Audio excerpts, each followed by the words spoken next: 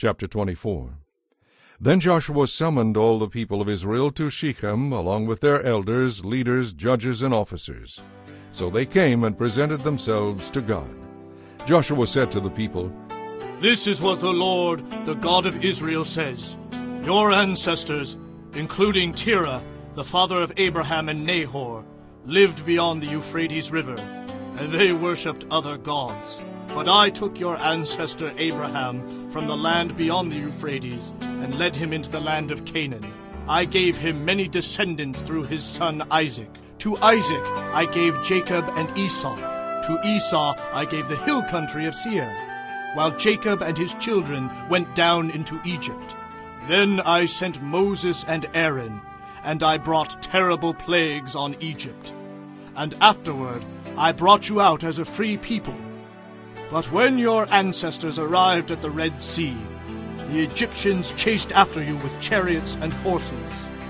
When you cried out to the Lord, I put darkness between you and the Egyptians. I brought the sea crashing down on the Egyptians, drowning them. With your very own eyes you saw what I did.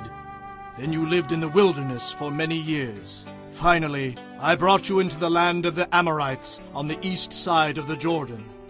They fought against you, but I gave you victory over them, and you took possession of their land. Then Balak, son of Zippor, king of Moab, started a war against Israel.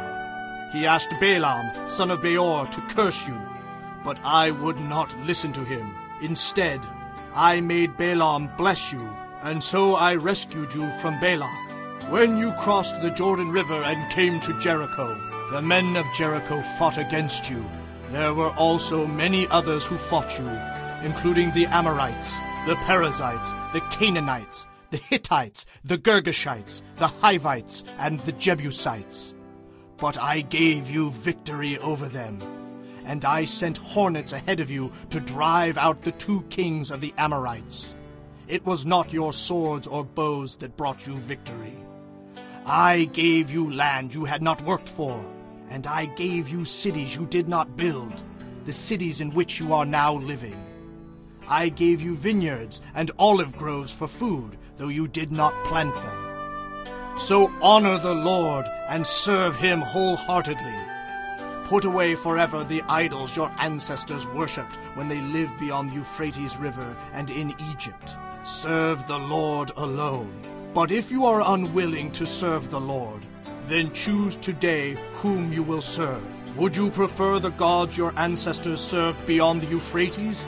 Or will it be the gods of the Amorites in whose land you now live? But as for me and my family, we will serve the Lord." The people replied, "We would never forsake the Lord and worship other gods. For the Lord our God is the one who rescued us and our ancestors from slavery in the land of Egypt. He performed mighty miracles before our very eyes.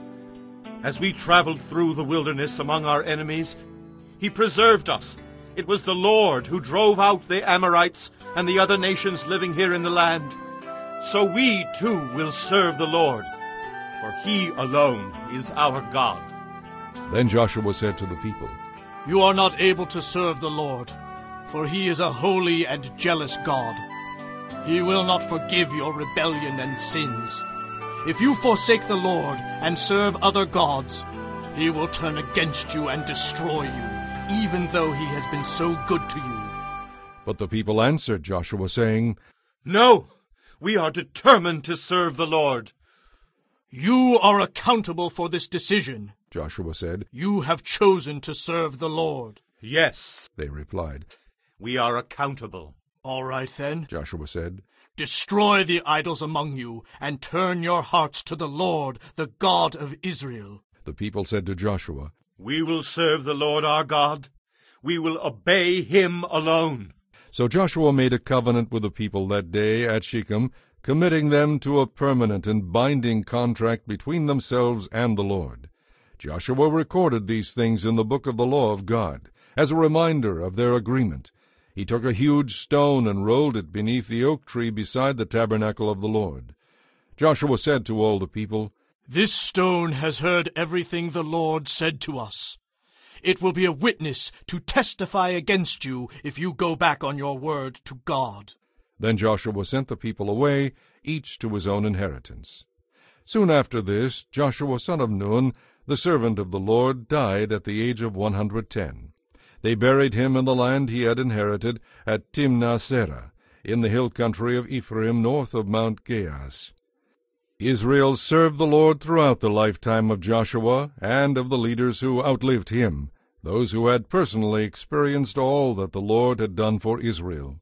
The bones of Joseph, which the Israelites had brought along with them when they left Egypt, were buried at Shechem in the parcel of ground Jacob had bought from the sons of Hamor for 100 pieces of silver. This land was located in the territory allotted to the tribes of Ephraim and Manasseh, the descendants of Joseph. Eleazar son of Aaron also died. He was buried in the hill country of Ephraim, in the town of Gibeah, which had been given to his son Phinehas.